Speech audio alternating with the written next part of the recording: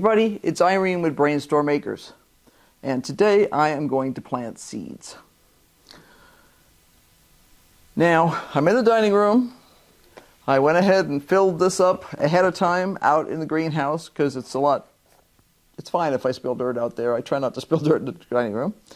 And I wore a mask, right? One of the things I've noticed over the last couple of years is that when I'm in a really dusty situation, whether it's potting soil or something else, it makes me cough. And that's very annoying, and I wanted to avoid that entirely, so I wore a mask.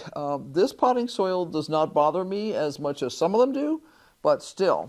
I'm actually using a seed starting soil for this project. This is the seed starting soil that I get from Haas Tools. It is. They sell two different kinds of seed starting soil. This is one that they had custom formulated for their own use. They also sell black gold, and I did use black gold for quite a number of years successfully. And then all of a sudden, it just didn't seem to work as well for me. They came out with this new stuff, and I love it.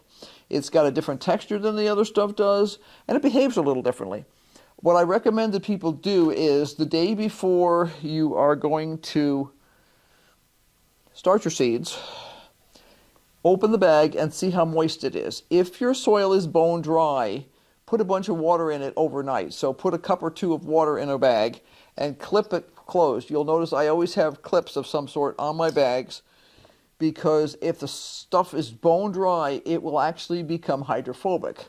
And what that means is it will actually repel the water, and it will be quite a bit of effort on your part to get the soil to absorb water. You do not want to start with bone dry soil if you don't have to. I have done it in emergencies. I have made it work, but it's just more of a pain. It's nice if there's at least a moderate amount of dampness. I should be able to feel that slight cool sort of feel to the soil when I touch it. So what am I going to be planting? Well, I'm going to have two different categories of seeds, plants here. One is I'm going to be starting a few seeds in these trays. Each of these trays holds, let's see, 1, 2, 3, 4, that's 6, 12, 18, 24. So this is a 48 kit here. And I will probably only do one side of this today. I'm also going to be starting some seeds in the greenhouse in the containers that they're actually going to live in. Now, the things I'm going to start ahead of time in here will include broccoli, cabbage, pak choi, lettuce, and cauliflower. And I don't think I've ever grown cauliflower before, but a friend gave me a pack of cauliflower that they decided not to use. And I figured, since I own it, let's try it. We love cauliflower. This happens to be purple of Sicily. I know they all taste like cauliflower, so I'm not too worried about that. But I decided that I would plant those things in here in one of these trays. And what that gives me is the other tray to do stuff again in a couple of weeks. Now, out in the greenhouse, I'm going to do kohlrabi, radishes, carrots, and spinach. And those, I've got 10-gallon containers with potting soil in them. I'm just going to make sure that they've been refreshed. If they've been used previously, I will make sure that it's from a different family, if possible. So, for instance, kohlrabi and radishes are both from the brassica family, the cabbage family. So I would plant them in something that maybe had tomatoes in it before. And carrots, I'm drawing a blank. Carrots are from the daisy family? Anyway, whatever carrots are from, umbellifers, that's what they're from. I would plant them in something that had something other than umbellifers in it. And spinach, I planted something that was different than family too. So what I'm trying to do is I'm trying to alternate plants through the pots that are not likely to have the same exact nutritional needs and are also not likely to have the same pests. And by doing that, it really cuts down on the pest problems that you have with your plants. Now, I have a bunch of different plants, and I'll go through what I'm going to plant today. I've got my broccoli. I have Atlantis, Sweet Stem, Green Magic, Emerald Crown, and Marathon. Last year I had way too much broccoli, but these plants are an excellent example of what I talked about in a previous video, which is being able to plant seeds on the same day and have them come off at different times. So Atlantis is 33 days. Sweet Stem is 30 days. Green Magic is 55 days. Emerald Crown is 60 days. And Marathon is 70 days. So even if I plant those all the same time, they're not all going to start producing at the same time. And that's one of my goals. I'm also not going to plant 20 plants of each. What I will do with the older seeds, because some of these are older seeds, is I will plant 2 in each of these pots, but I'll only plant a couple of pots of each type. Last winter and the winter before, I had like a gazillion piles of broccoli and stuff in the greenhouse, and it was awesome. I mean, I miss it this year, but it was a conscious decision to let the greenhouse be vacant for the winter this year. We just had too much going on. My service dog was ill. We knew it was a matter of time before he passed. There was just too many things going on in the world, and we decided ourselves to give ourselves permission to not grow things. Now, when I was at the grocery store the other day trying to buy vegetables, and the quality of the broccoli was abysmal, and the quality of the lettuce was pretty close to abysmal, and things like that, I was kind of like, ugh, you know, got to plant stuff.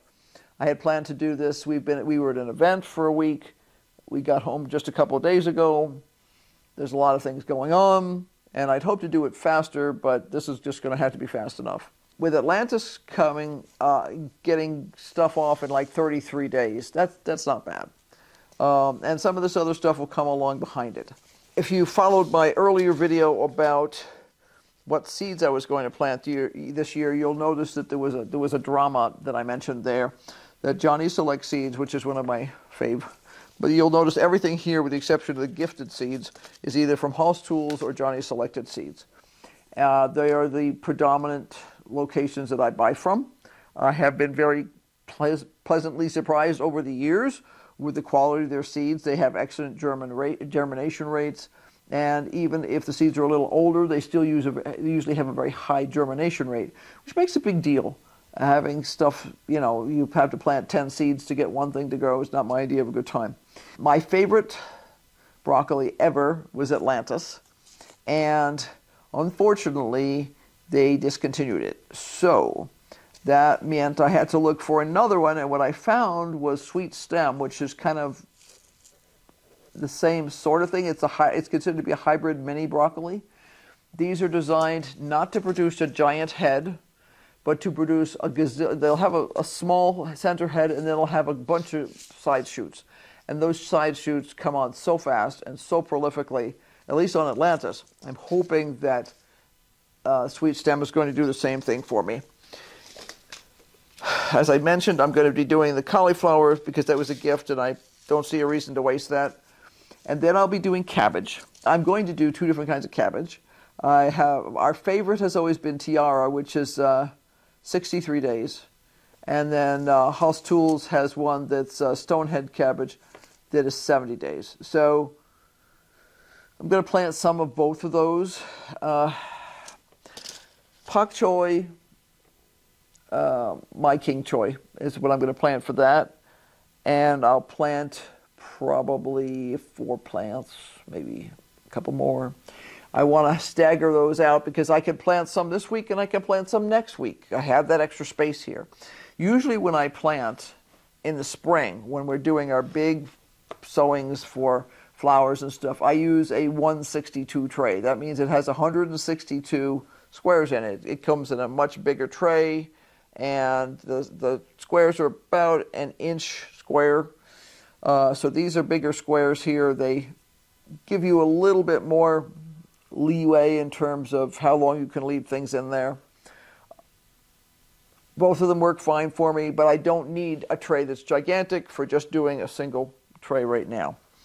Once the seeds are in place, everything is going to be very heavily labeled because the last thing I want is to be confused, because one of the things I want to do is compare Atlantis to sweet stem on the broccoli front and see what the differences are. If we decide we don't like that, there are other mini broccolis that we could choose instead. We won't be able to get Atlantis again, but I'm planting a couple of those just so that we have a reference point. Because, you know, you remember it one way, but what was it really? Like this way, I'll know. It's going to be in a pot next to the other broccoli, and I'll be able to directly compare. Later on, when I do the stuff in the greenhouse where I seed directly into that, I'll take you out there too. But that's not going to be for today. I have a billion things to get done before dinner, much less nighttime. So let's get started with this. I'm going to need my labels first, so I'll be back. Okay, I have the labels. Yay! So, unfortunately, these are dusty. One of the problems with plastic labels is that they have a lot of static to them, sort of. So and if you have slightly dry soil, yeah, it leaves dust on it, and then it doesn't write well. But I'm just going to clean those off with my fingers a little bit, so I have a few of them at least. So I'm not going to show you every seed that I plant, but I'm going to give you the idea of how I'm going to do this. So I have a list here of what I want to plant. I actually don't have all my seeds here, but I have my broccolis and things. And for the emerald crown, for instance, come on, kids. I'm going to just put it says emerald. And I will know that emerald is emerald crown. I'm going to plant one spot in here. Now, these little seeds are a 1/16 of an inch in diameter. So I'm going to put two in. They need to be planted about 1/4 of an inch deep. You can use a chopstick, you can use a pen, you can use your finger, it doesn't matter, as long as they're going to be about 1/4 of an inch deep.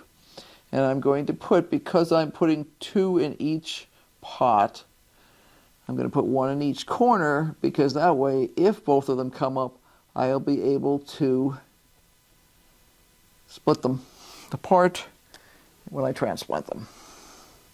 So there's emerald. And I put this guy away. You'll notice I use paper clips a lot. The reason I use paper clips a lot is that the sticky self-sealing envelopes don't work in our environment very well. Either they get dust on them and cease to stick, or the stickiness just dies because it died. And therefore, you'll wind up with your seeds popping open, and that's a bad thing. Now this is going to be the marathon broccoli, and I'm going to put the label in. That I have the old label from that. I normally keep the labels, and I actually couldn't find my regular stash, so I'm missing a few today. So I'm making a few new ones. That will not be the end of the world, but I'm going to, again, put two. Now, these are a year old. I would like to assure that I have germination, so I am putting two. I want to try it and compare all these different flavors and things like that again, and kind of refresh my brain on some of it. I also want to have plants that are going to come in at different times. Managed to lose some of my notes on some of these things, and I have fairly good recollections on how good some of them were and less good on others. So rather than, oh, this is cool. Once in a while, Hoss Tools includes a label with their stuff, and I didn't remember that Green Magic Broccoli has a label, so I don't even need to make a thing for that. That's cool. Again, 1/4 inch down, approximately. I mean, you know, if you're off by a millimeter, the world is not going to end. It's a suggestion. One thing we have figured out here, because of our climate being so dry, is that being conservative and I've got a paper clip. This one doesn't have a paper clip on it. I don't think it's been used before. Because our climate is so dry, we find that planting the things at the low, so if something says plant ½ inch to 1 inch deep, we plant it 1 inch deep. The soil surface can dry out so fast here, so ridiculously fast, that it'll drive you crazy. So by doing that, we kind of create a buffer sort of thing in terms of having a better chance. Now I'm going to need to make 2 labels here, sweet stem. Now you'll notice I am not using a Sharpie. Now why am I not using a Sharpie? Because Sharpie ink goes away under UV. And we have lots of UV because we are at high altitude. This is an older pen, so it's not writing great. Let's see if the other one works any better. And these are special garden markers. These, I believe, I don't remember if these came from Hoss Tools or, yeah, these came from either Hoss Tools or Johnny's. They both sell them. And they are designed for use as garden markers. They, Hoss Tools sells sticks, you know, wooden labels. They're larger than I prefer. They work great on big trays and stuff, but if you're trying to do something more delicate, I prefer the smaller stuff. These do go away over time. They will just completely break and crunch and stuff like that because I'm using plastic ones. I can live with that. We try not to use more plastic than we have to, but this is one of those times when I'm not going to get too caught up in anything. Again, I'm putting 2 seeds into each. Some of these I will probably get 2 plants in. Some of them I may not get any plants in, but I'm going to push my luck on that and not overplant. I will replant if I don't get good germination. That's just the way I'm going to roll this year, because I do not want 40 broccoli plants in the greenhouse, because then I'm going to feel obligated to eat broccoli all the time. And while I really love broccoli, I don't want to feel obligated to eat it all the time. On the other hand, the broccoli that's available at the grocery store right now is gross. So, yeah, it's a big trade-off there.